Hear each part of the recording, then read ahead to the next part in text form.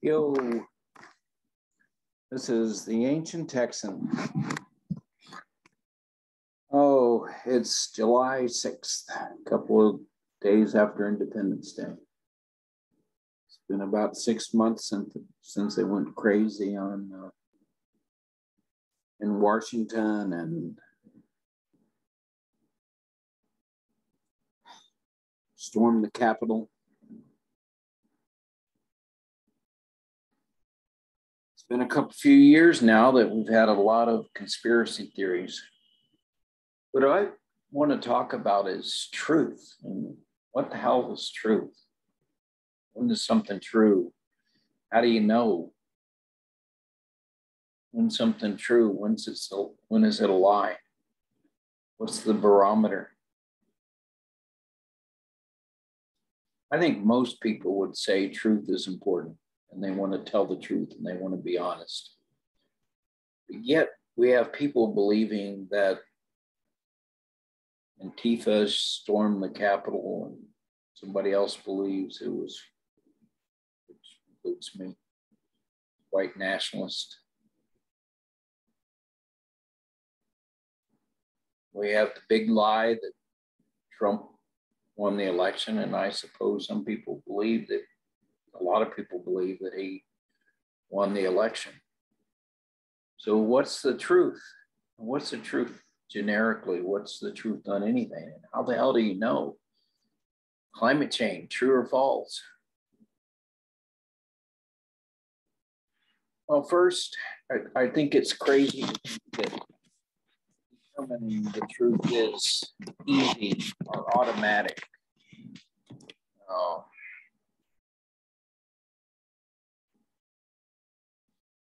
The whole scientific method is actually a method for trying to determine what's true. You pose a theory and you say, here's the theory of evolution. Is it true or false? And then you try to find evidence. And in the best case, you try to get, something that you can repeat. And it's generally a messy process, and it's not neat and tidy like on an example you draw. I've worked R&D in my whole life. One of the biggest hurdles you have telling the truth is dealing with your own bias. You got a story in your head and you believe it's to be true. Most people don't even realize that they got a story in their head. So like, you got to back up one from the place that most people are at. You got something you believe and you've constructed a story around that belief and your biases. And you can't even usually see that it's a belief.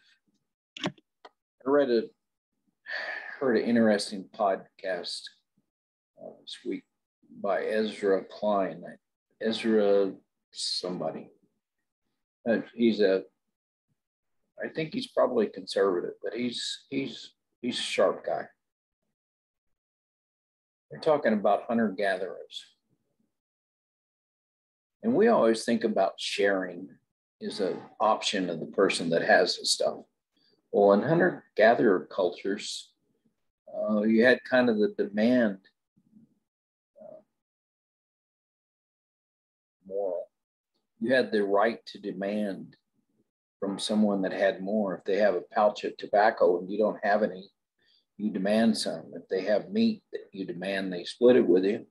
And the culture considered that as normal and that as being moral.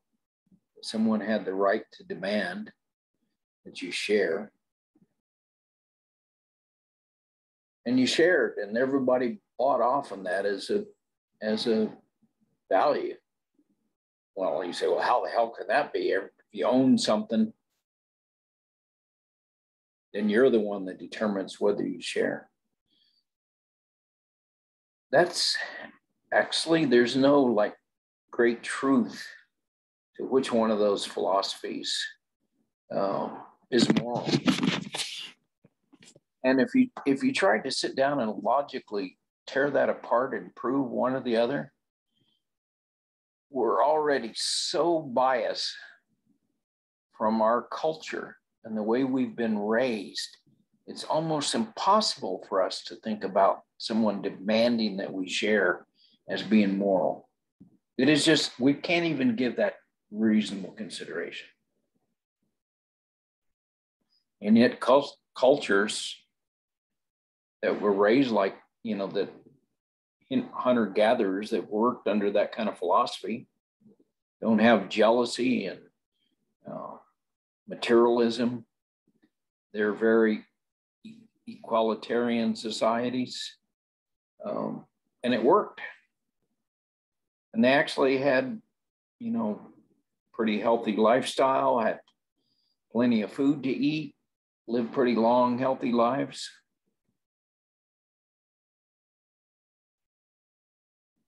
So, the net result was good. So if you want to judge something by the result, that worked out better than our everybody having, property rights and having the right to hold on to everything, and the right for Bezos to have billions of dollars while people, that work for them sometimes don't have health insurance.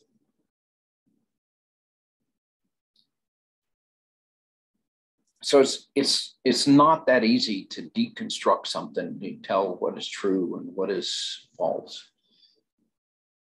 In the scientific method, you propose something, and then you do a test, and you collect evidence to see.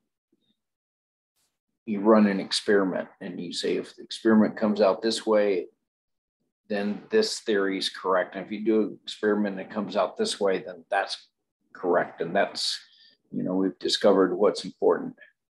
In real life, you run the experiment and it comes out something, it's not A or B, it's Q.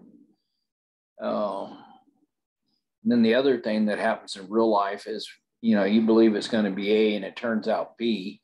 You find a reason to say why the experiment really wasn't B and it wasn't done right and it should be done over so we can get A because we know A is correct. There's also the interesting phenomena that if you work and plan something for years and experiments and stuff, you've got in your head how that's going to come out and you believe it. And after a while, you get confused that what you think and what you believe is the truth. And anything different than that, even the result of the experiment that contradicts what you believe to be true, you find a way to discount it and dismiss it. That may just sound like BS, but it's not. I've done this a long time. And I know it's not just somebody else, it's me too. I've got a belief, and I have to battle against my biases all the time. And even doing that, it is really hard.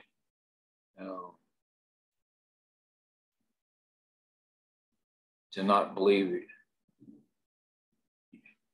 your own sermon. So when we have like global warming and we want to know what's true, well, most of us are not competent enough, including me. And I would say I'm on science and engineering, I'm more competent than,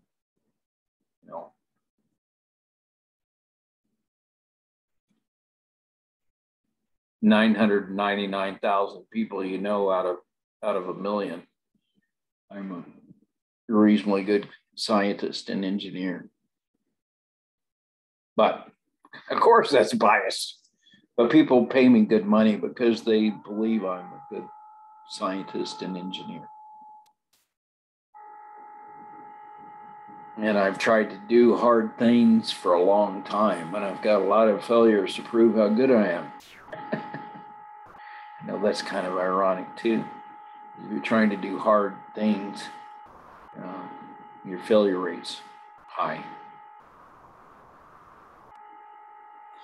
But I have my opinions about global warming and climate change, and I have a whole lot of opinions about engineering if you've listened to this podcast.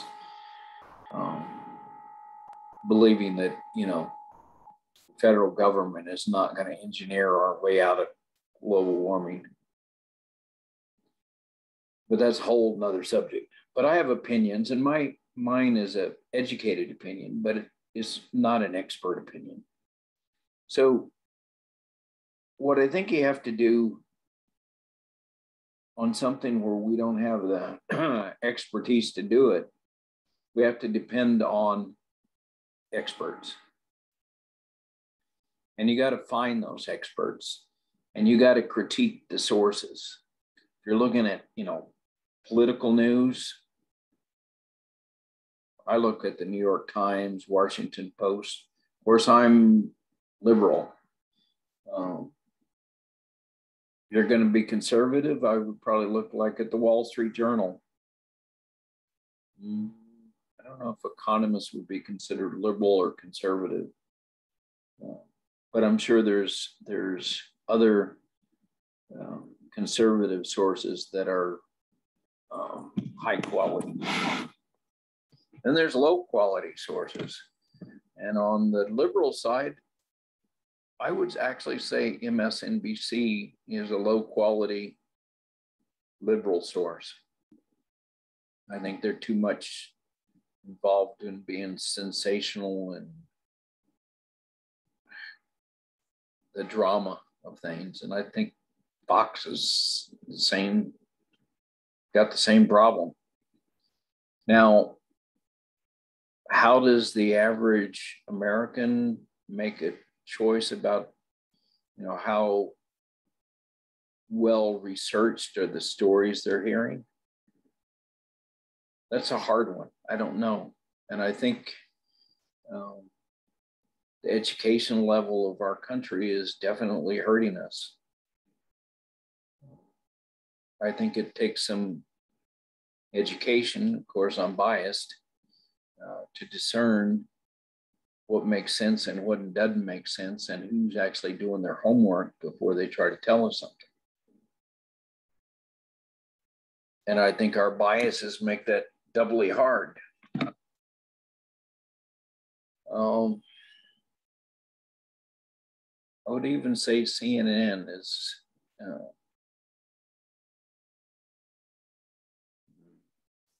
not so great in being biased. I think they're a little too sensational.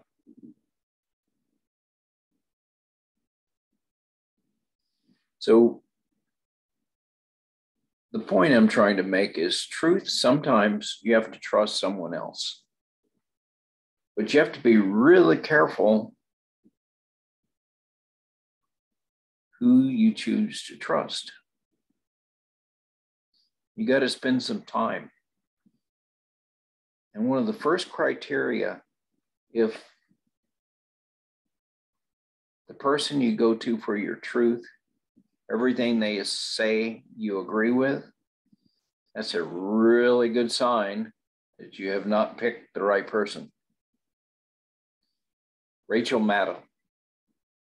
I love listening to her because everything she says, not everything, but for a while, everything. When I first found her, I go, wow, she's good. I like what she says. She's right on there.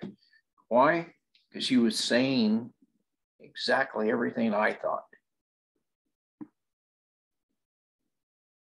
But what was I driven by? I was driven by kind of a very strong dislike of Trump. Actually, more of a fear of Trump and what he stood for. I figured he stood for, the January 6th ransacking of the Capitol. And I believed that even before he did it. I thought he was destruction.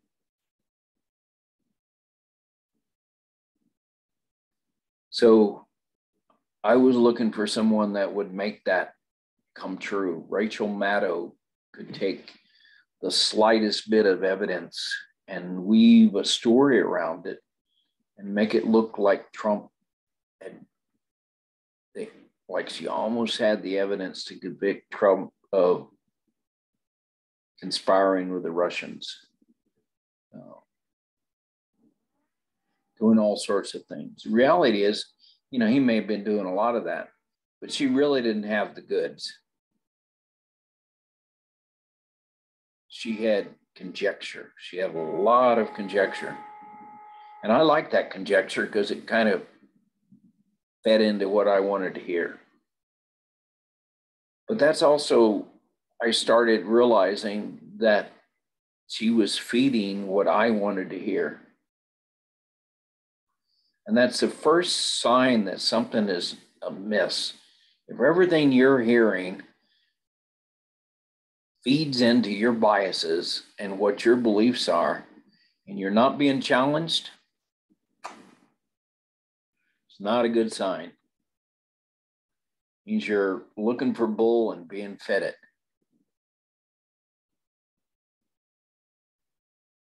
So first you have to look for reliable sources. And then you have to look at people, the stories that you're given, and say, do I know people that are like that?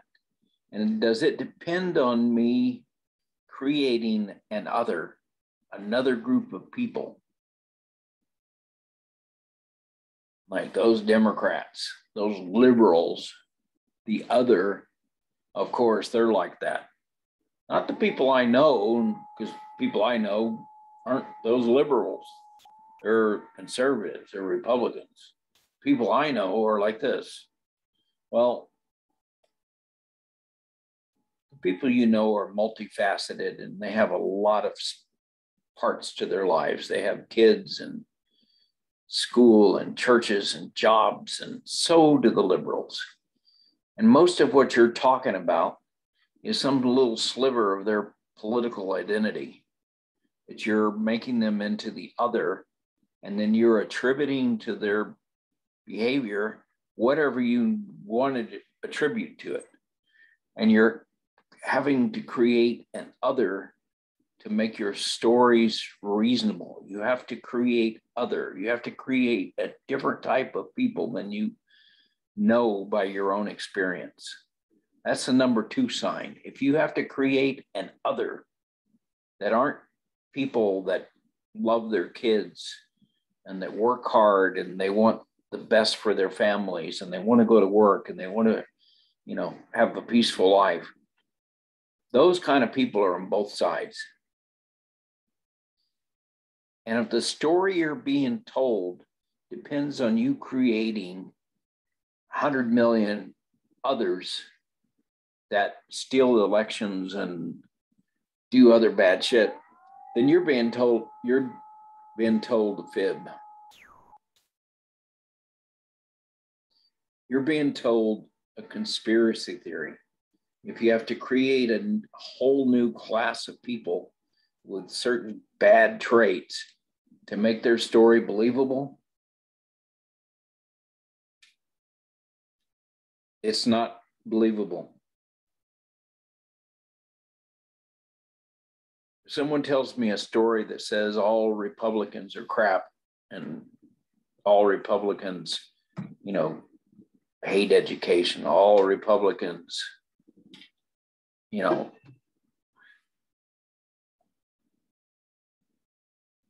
don't like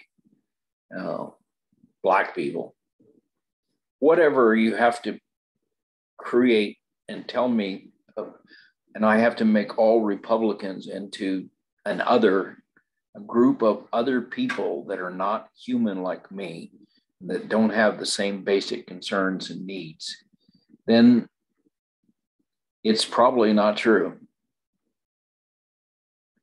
Now, to say that Republicans have different views than I do, that's pretty true. But actually, if you knew me better, Democrats have a lot of stuff that I don't think is true. I think there's a whole lot of stuff from the far left that I do not buy into at all. And I'll go into some of those in another podcast. And there's a whole lot on the far right that I don't believe is true. In fact, I don't believe very close to anything on either extreme of the spectrum. I pick and choose from both sides of the fence. Pretty much have my own views about most things. I don't know. probably believe more of things that are considered democratic at this point in time. Even some progressive stuff, but I got some libertarian ideas in me too. So as a nation, if we don't make a real effort to look for the truth, and look for the truth not only in ideas, but look for the truth in the way people are portrayed and what you believe about people. People that you know. Look around at people you know and you've had dealings with your whole life and be fair to them. And then see the rest of the world, the people that you don't know, and believe that most people are good, decent people, just like you are, that have some beliefs different, but a lot of stuff, and it has come to do with family and jobs and everyday lives and what football team they root for and what tennis player, whatever. They're kind of like you.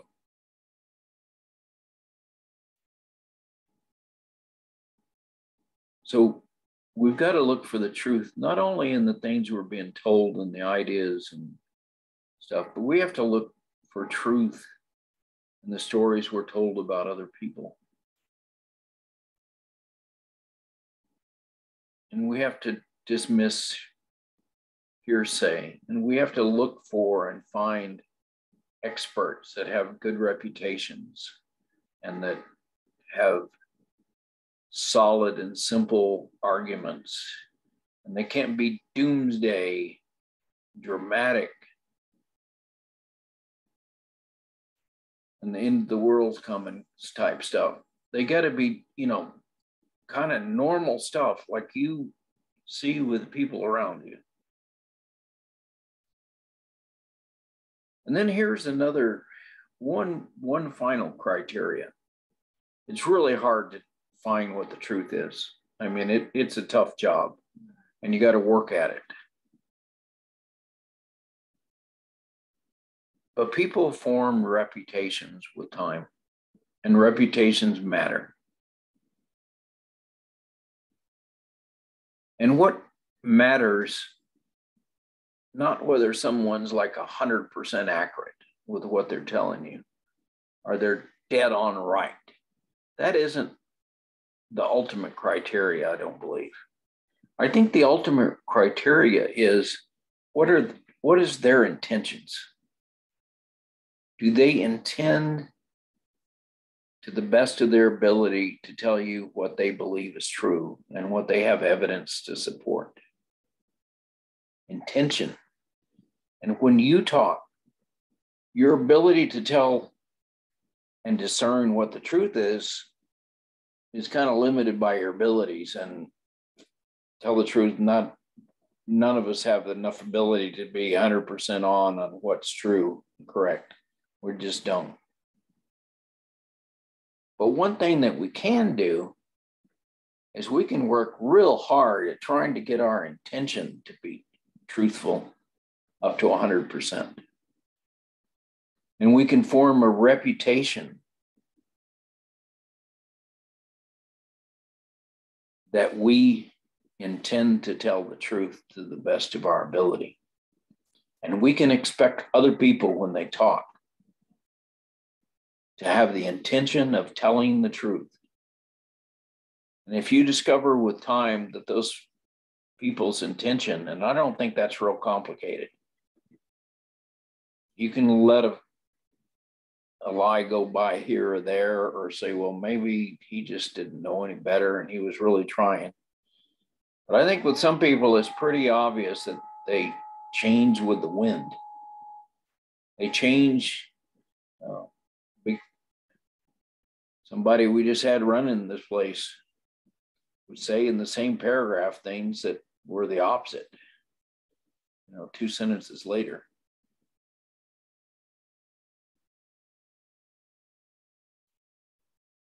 And if what they say lines up to make them popular with you all the time, start questioning their intention. Being popular, being thought to be right, being liked. Those are counterproductive when it comes to trying to be truthful. Your intentions, your authenticity is often at conflict with being liked. And I think if you pay attention to people, I think that's pretty easy to start picking out the people that are telling you the truth to the best of their ability,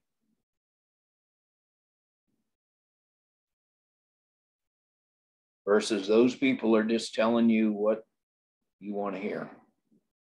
And as a country, our survival as a country and as a people and how we prosper depends on us as a nation of having the intent to tell the truth. Intent is really super important. My wife often asks me, "What are your intentions?"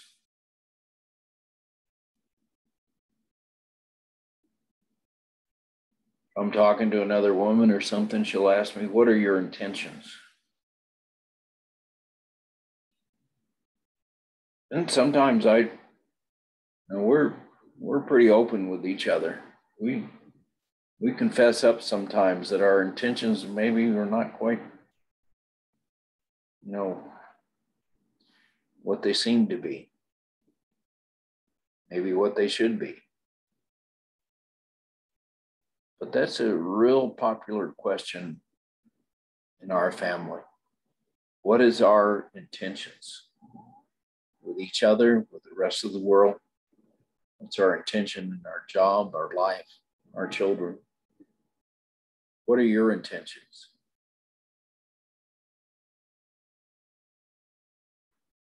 What kind of intentions do you want from those that run this country?